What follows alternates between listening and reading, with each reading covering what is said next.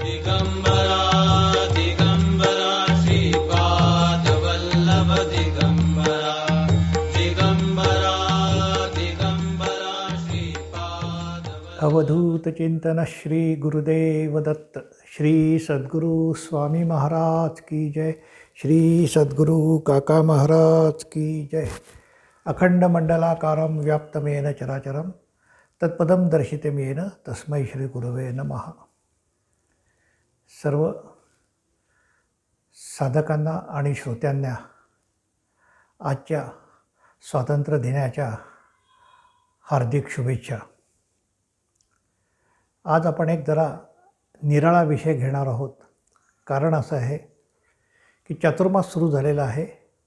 प्रत्येकजण काही ना काही वाचनाचा प्रयत्न करीत आहे। अनेक साधकांच्या समोर हाही प्रश्न आहे की कोणता ग्रंथ वाचावा। तर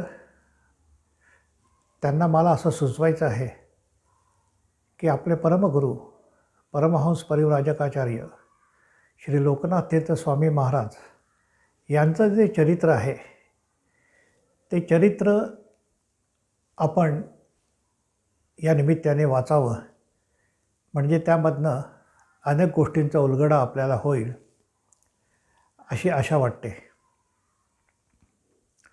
या चरित्राचा जर का थोडासा आपण इतिहास जर का बघितला तर एप्रिल 1967 परमपूजनीय श्री गुरुवणी महाराजांच्या सहस्त्रचंद्र दर्शन शांतीचा कार्यक्रम पुण्यामध्ये संपन्न झाला।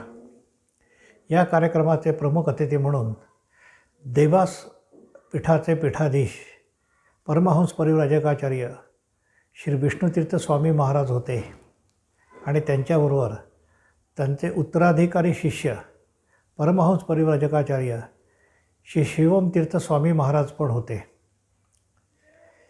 यावेळेला हे तिघं गुरुवणी महाराज, विष्णुतीर्थ स्वामी महाराज व शिवम तीर्थ स्वामी महाराज एकत्र बसले असताना शिवम तीर्थ स्वामी महाराजांनी अशी एक इच्छा व्यक्त केली की परमहंस परिव्राजकाचार्य श्री लोकनाथ तीर्थ स्वामी महाराजांचं चरित्र देखील जगास पुढे यावं। त्यावेळेला गुरुवणी महाराज म्हणाले की एवढी सगळी माहिती नाही आहे की ज्यामुळे इतकं चरित्र लिहिण्यात येईल। शिवम तीर्थ स्वामी महाराजांनी सांगितलं की जे काय आपल्याला माहिती आहे, जे काय आपल्याला आठवतं आहे ते सगळं आपण जर का हिंदीतनं लिहून आम्हाला जर का पाठवलं तर आम्ही आमचे दिव्यानंद नावाचं जे काय एक नियतकालिक प्रसिद्ध होतं आहे ऋषिकेशहून, त्यामध्ये आम्ही त्याचा समाविष्ट करू। परमपूजनीय गुरुवणी महाराजांनी श्रीयुत अच्युतराव पोटभरे यांना बोलवलं आणि त्यांच्याकडे ही कामगिरी सोपवली।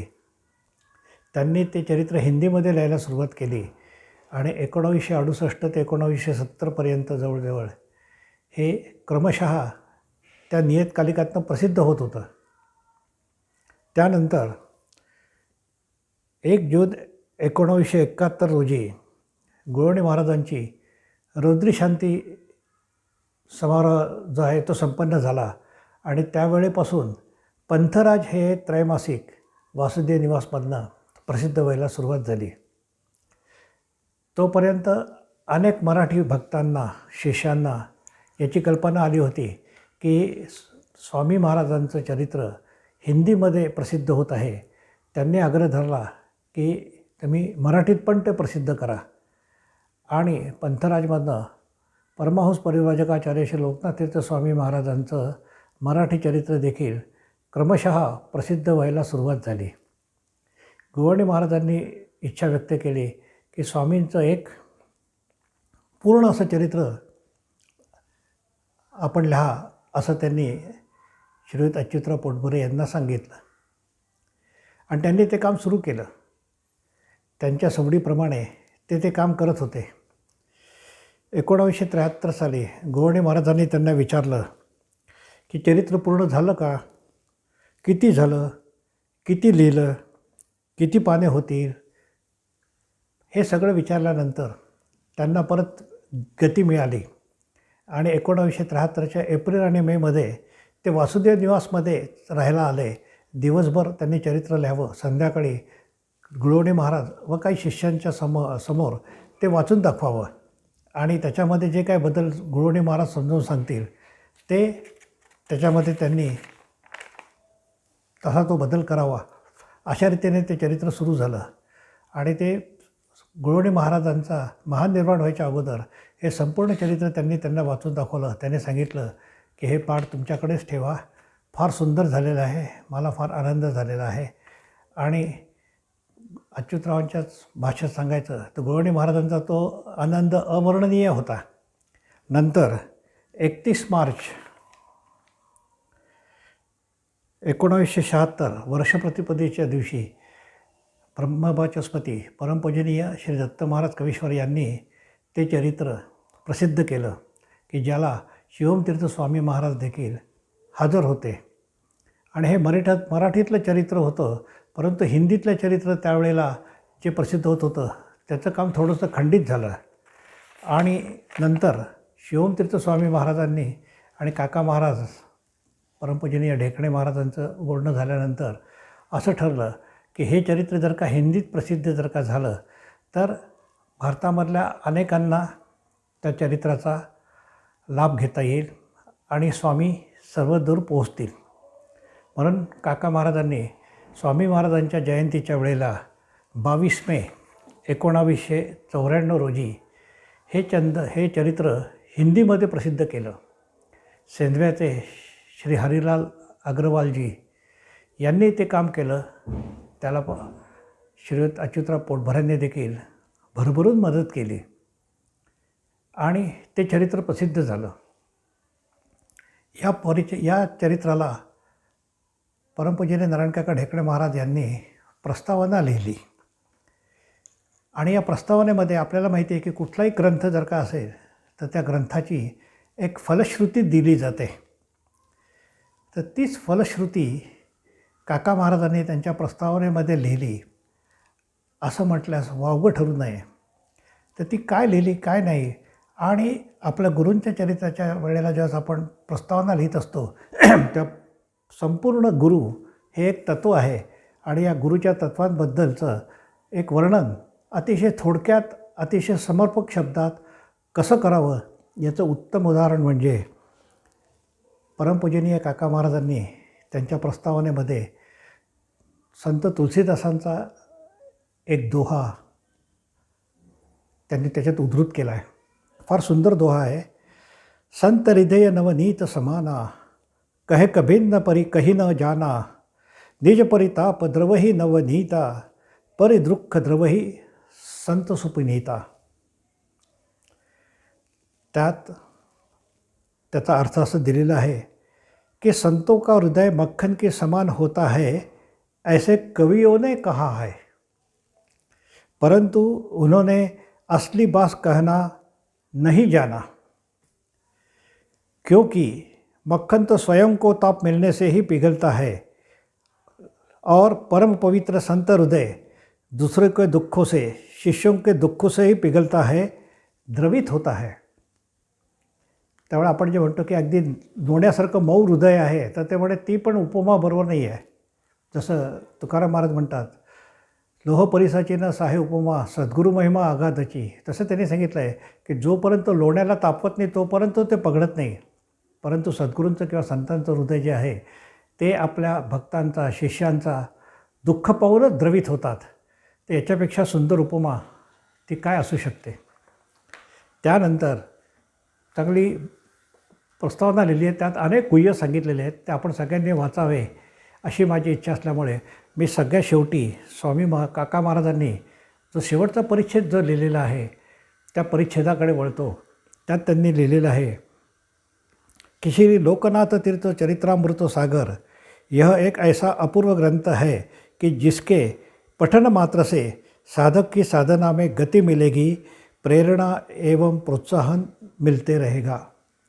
फक्त हे जर का चरित्र जर का तुम्ही वाचलं तर काय होईल, प्रत्येकाला अशी इच्छा असते की माझ्या साधनेमध्ये प्रगती व्हावी, माझ्या साधनेमध्ये नंतर मला प्रेरणा मिळावी, मला प्रोत्साहन मिळावं असं वाटतं.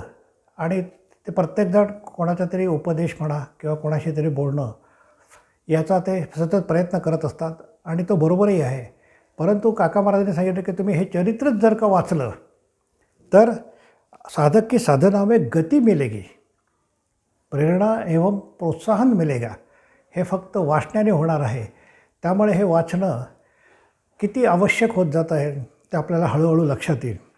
एवढंच नव्हे तर पुढे काका महाराज सांगतात कि निशंक बनाने में यह ग्रंथ अतीव ही उपयुक्त है.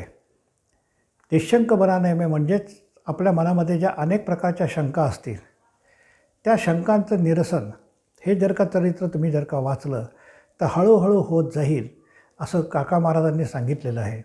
हे साधकांसाठी देखील आहे. परंतु नवीन साधकांना जर का वाचलं की जे साधकच नाही आहेत तर त्यांच्यासाठी काय आहे त्यासाठी देखील काका महाराजांनी असं लिहिलेलं आहे कि नए जिज्ञासु पाठकों को इस अपूर्व साधन के प्रति आकर्षण निर्माण होकर व इस साधन प्राप्ति के प्रयत्न में रहेंगे. स्वामींचं चरित्र वाचल्यानंतर या मार्गाबद्दलचं जे काय आकर्षण आहे ते आकर्षण नवीन साधकाला किंवा जिज्ञासूला वाटायला लागेल आणि तो आपल्या या साधन मार्गाकडे आकर्षित होईल असं त्यांनी सांगितलं आहे. उनकी जिज्ञासा तृप्त होगी. मानो इस ग्रंथ का पठन चिंतन मनन से ही सद्गुरु महाराज की कृपा बनती रहेगी. या चरित्राचं पठण चिंतन आणि मनन केलं तर स्वामी महाराजांची कृपा देखील तुमच्यावर होत राहील असं काका महाराजांनी यात लिहिलेलं आहे. आणि पुढचं वाक्य तर फारच महत्त्वाचं आहे. त्यात ते लिहितात की यह गत 20 सालों का अनुभव है. म्हणजे महाराज जे सांगतात आहे की ते नुसतंच संकल्प सोडतात ते असं नाही आहे, नुसतंच ते फलश्रुतीच सांगतात ते असं नाही आहे. तर त्यांनी सांगितलं की मराठी चरित्र झाल्यानंतर हिंदी चरित्र होईपर्यंत हे वाचल्यानंतर म्हणून मराठी वाचा किंवा हिंदी वाचा. परंतु हिंदीमध्ये त्यांनी प्रस्तावना लिहिल्यामुळे मी हिंदीचा आधार घेतो आहे आणि त्या आधाराच्याद्वारे मला जे काय सांगायचं ते मी सांगणार आहे. तर त्यात काका महाराज सांगतात की गत 20 सालों का ये अनुभव आहे. गेल्या 20 वर्षाचा हा अनुभव आहे की तुम्हाला जर का तुमच्या साधनेत गती पाहिजे असेल, प्रेरणा पाहिजे असेल, प्रोत्साहन पाहिजे असेल तर हे ते वाचा. आणि स्वामी महाराजांची जर का तुमच्यावर कृपा व्हायची असेल तर याचं चिंतन मनन आणि पठण हे तिन्हीही झालं पाहिजे. म्हणजे नुसतंच पाठ नुसतंच वाचणं हा एक भाग नाही आहे, तर ते समजून वाचणं, त्याच्यात काय सांगितलेलं आहे, काय गर्भित अर्थ आहेत, ह्या सगळ्या गोष्टी जर का तुम्ही जर का घेतल्या तर तुम्हाला याच्या बाबतीमध्ये अनेक गोष्ट कळतील. त्यानंतर प्रत्येक साधकाला साधना मिळाल्यानंतर एक उत्सुकता असते की मला ताबडतोब अनुभव यायला पाहिजे. परंतु असं काही वेळेला होत नाही. त्यामुळे त्याला एक थोडीशी खिन्नता येते. परंतु या मार्गामध्ये बुद्ध्याधृती गृहीत या बुद्धपूर्वक आणि धैर्यपूर्वक साधन कसं करायला पाहिजे, काय व्हायला पाहिजे हे आपल्याला आपले जे या मार्गातले प्रथम अधिकारी आहेत नारायणदेव तीर्थ स्वामी महाराज यांच्या चरित्रावरून कळतं. यांच्या जीवनातला एक मोठा प्रसंग आहे. त्यात काय झालं की गंगाधर तीर्थ स्वामी महाराजांनी त्यांना सांगितलं कि यह जागृत शक्ति तुम्हें उचित स्थान पर पहुंचा देगी. इस वाक्य का स्मरण त्यांना उनको बार बार होता था की त्यांनी सांगितलं की तू करत राहा, ही तुला तिथे उच्च स्थानाला नेऊन पोचवील. फक्त गुरूंचं वाक्य. त्यात त्यांनी काय सांगितलं की कोजागिरी पौर्णिमा होती आणि नारायणदेव तीर्थ स्वामी महाराजांचा 38वा वाढदिवस होता. त्यावेळेला आज उनका 38वां वर्धापन दिन था. उस दिन की यह घटना है. दीक्षा लेकर 19 साल 6 महीना और 13 दिवस आज पूर्ण हुए. त्यात त्याने काय लिहिलं आहे कि कल तक पिछले दिनों में कुछ भी अनुभूतियाँ नहीं हुई, परंतु आज अनुभूति की छडी लग गई. काय किती ज्याला आपण म्हणतो की श्रद्धा असावी की 19 वर्ष 6 महिने आणि 13 दिवस या व्यक्तीला काहीही अनुभव आले नाही, पण त्या दिवशी त्यांना जे अनुभव आले ती त्यांनी सांगितलं की अनुभवाची छडी लग गई, झडी लग गई. तर इतका त्यांनी सांगितलेलं म्हणजे आपल्याला पहिल्याच आपल्या सद्गुरूंनी किंवा या मार्गातल्या जे पहिले अधिकारी व्यक्ती झाले, पहिले तर तसे गंगाधर तीर्थस्वामी महाराज आहे, पण यांनी दीक्षा दिल्यानंतर की आपल्या गुरूंनी सांगितल्यानंतर तसंच आपण करीत राहणे, याला जे महत्त्व आहे. अनुभव येतात किंवा नाही येत हे नाही आहे, फक्त गुरूंचं वाक्य, गुरूंची इच्छा, हीच आज्ञा, ही समजून ते केलेलं आहे.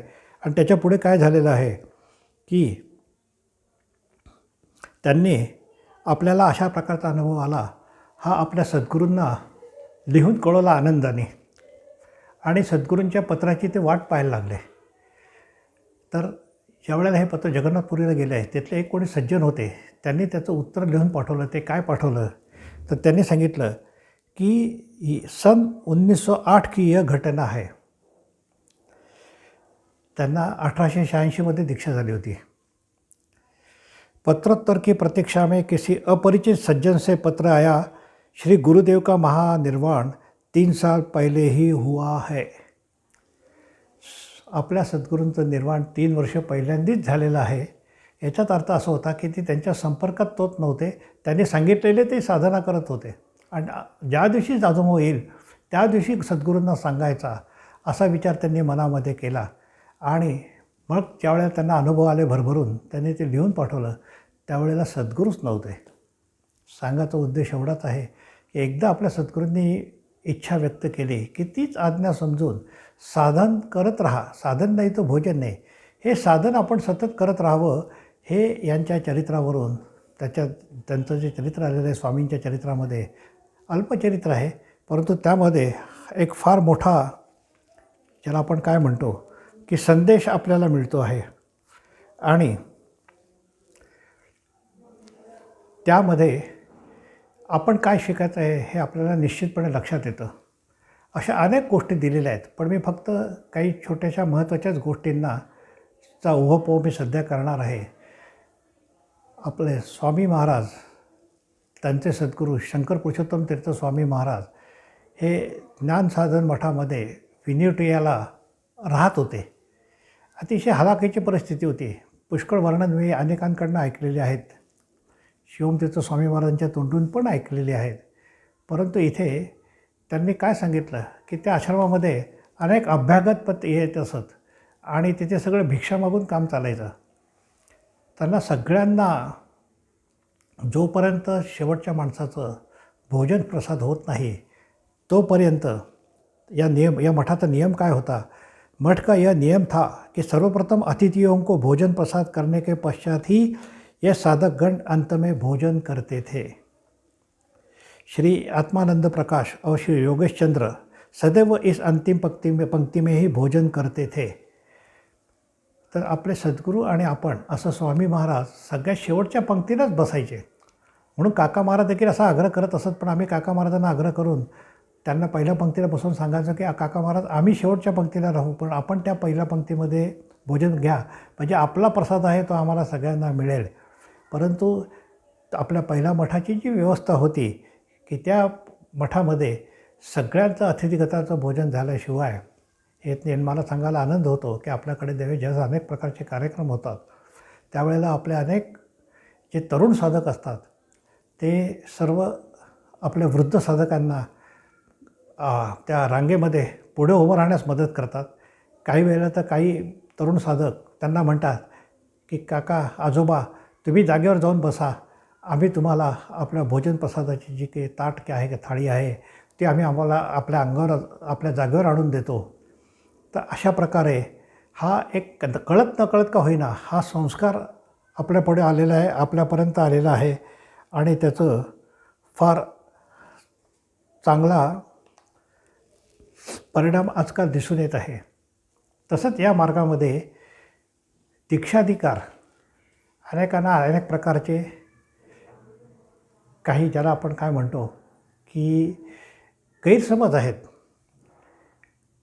काय व्हायला पाहिजे, कसा अधिकार मिळाला पाहिजे, काय द्यायला पाहिजे, कोणी द्यायला पाहिजे, कसे द्यायला पाहिजे वगैरे, याचं सविस्तर न करता अतिशय थोडक्यात दिलेलं आहे की परम गुरुदेव श्री नारायणदेव तीर्थ स्वामी महाराज ने आपने दीक्षित प्रपौत्र को शुभाशीर्वाद दिया और धीमे शांत मधुर स्वर में वो बोले. हे ते स्वामींना सांगतात आहे. कारण स्वामी महाराज हे विनोटियाला तिथे राहत असताना त्याने सांगितलं, आपके समान श्रद्धावान शिष्य पर ही भविष्य के गुरुत्व का उत्तरदायित्व है. गुरुत्वाचं उत्तरदायित्व आपल्यावर आहे असं त्यांनी स्वामींना सांगितलं. परमेश्वर तुम्हारे द्वारा निश्चय रूप से यह सब कुछ करा लेगा, निश्चिंत रहो. अपनी गुरु परंपरा के ऋण को सदैव स्मरण रखना चाहिए और अपना जीवन सत्व संलग्न कर आगामी पिढियों को सौंप देना चाहिए. म्हणजे हे जे दीक्षादानाचं कार्य आहे, हा जो मार्ग आहे, हा पुढील पिढ्यांना तुम्ही द्या आणि या मार्गाचं उत्तरदायित्व आहे. आणि लक्षात ठेवायचं की हे सगळं आपल्या परंपरेची शक्ती आहे, हे आपल्या परंपरेमुळे आपल्याला मिळालेलं आहे. हे करावं. हे 3 किंवा 4 ओळीमध्ये सगळ्या गोष्टी त्यांनी अतिशय व्यवस्थितरित्या स्वामी महाराजांना सांगितलेलं आहे. आणि स्वामी महाराजांना देखील हा दीक्षाधिकार जो आहे तो त्यांनी दिलेला आहे. आता सगळ्यात शेवटचं घेतो आहे कारण आपला वेळ संपत आलेला आहे. स्वामी महाराज आपल्याला कल्पना आहे की त्यांना ज्या वेळेला हिमालयामध्ये टिहरी गढवालमध्ये ते स्वतः साधन करीत असताना त्यांना शक्तिमातेचा आदेश झाला, दक्षिण की तरफ चलो. एकदा झाला, दोनदा झाला, तीनदा झाला. आता तो सगळा प्रसंग मी घेत नाही, तो आपण जरूर वाचावा. ते हाथरसला आले आणि हाथरसहून त्यांना एका व्यापाऱ्याने होशंगाबादचं तिकीट काढून दिलं. ते होशंगाबादला आले. होशंगाबाद हे आपल्या शास्त्राप्रमाणे नर्मदेच्या दक्षिण तीरापासून दक्षिण भारत सुरू होतो. ते दक्षिण तीरावर येऊन राहिले मंगळवार घाटावर, की जिथे आपला आता सध्या आपण आश्रम बांधलेला आहे तो त्याच जागेवर बांधलेला आहे की ज्या जागेवर स्वामी येऊन प्रथम राहिलेले आहेत. त्यामुळे माझी अशी सगळ्यांना विनंती आहे की हा सगळा कोरोनाचा काळ जाऊ द्या, इतरही काळ जाऊ द्या, त्याही स्थानाला आपण सगळ्यांनी एकदा का होईना जरूर भेट द्या आणि ते स्थान काय आहे याचा अनुभव घ्या. असो तर होशंगाबादमध्ये आल्यानंतर स्वामी महाराजांना तिथे एक परांडे म्हणून जज होते, त्यांच्याकडे ते भिक्षेला गेले होते. आणि त्याच्या अगोदर त्यांच्या कोर्टातल्या काही वकील लोकांना इतर जणांना या प्रकारची दीक्षा झालेली होती. तोपर्यंत गुरुवाणी महाराजांना दीक्षा झालेली नव्हती. तर ते झाल्यानंतर हे सगळेजण आहेत, हे रोज वेगवेगळ्या प्रकारचे अनुभव येऊन सांगायचे.